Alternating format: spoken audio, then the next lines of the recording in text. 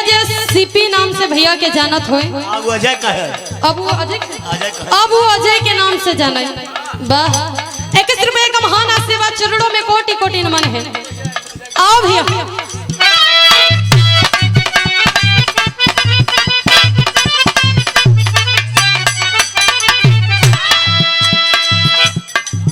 अरे हाल का काही पिया के,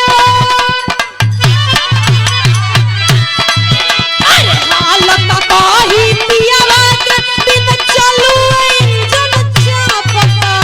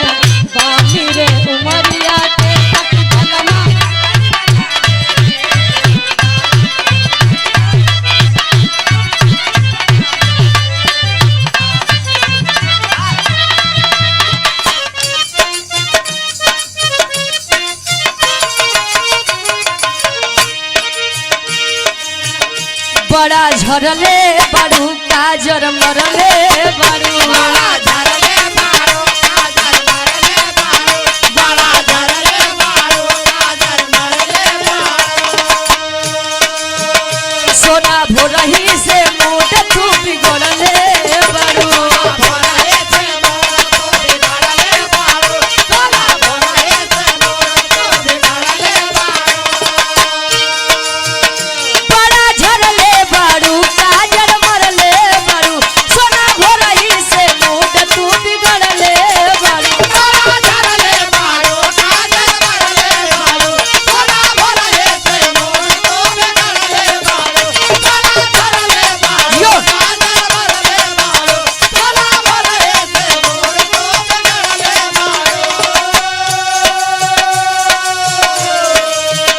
बड़ा झरले बारू काजर मरले बारू, सोना भोरही से मोट तू बिगड़ले बारू। धनी पहिले से ज्यादा मन आज करता, अरे आज करता, आज करता। सब लड़की कहे राउर दिल हमरा दिलवा पे राज करता, राउर दिल हमरा दिलवा पे राज करता। राजा पायल उतार दो आवाज करता, राजा पायल उतार दो आवाज करता, राजा पायल उतार आवाज करता, राजा पायल उतार। बड़ा झरले बारू काजर मरले बारू, बड़ा झरले बारू काजर मरले बारू, बड़ा झरले बारू काजर मरले बारू। सोना भोरही से मोट तू बिगड़ले बारू, सोना भोरही से मोट तू बिगड़ले बारू, सोना भोरही से मोट तू बिगड़ले बारू। बड़ा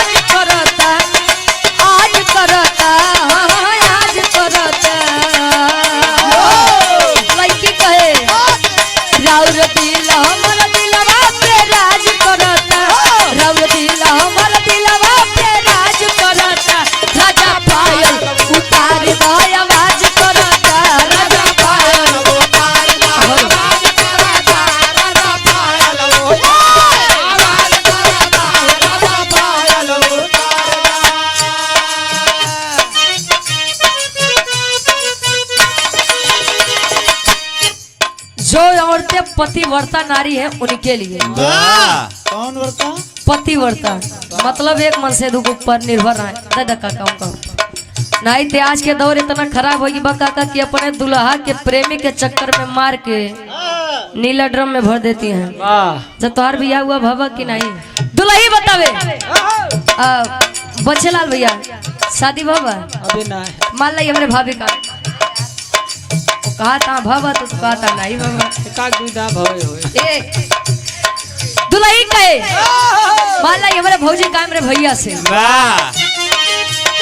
अपने अखिया में कजरा लगा के अपने अखिया में कजरा लगा के अपने अखिया में कजरा लगा के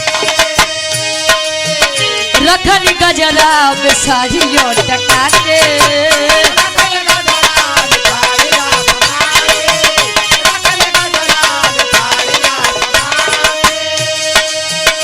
अपने अखिया में कजरा लगा के रखन गजरा में साड़ियों टका के हमर पाउडर के लगे हो जाई नीम हमर पाउडर के लागे हो जाए हमर पाउडर के लागे हो जाए हमर पाउडर के लगे हो जाई नीम बजे कहीं जगहिया खाले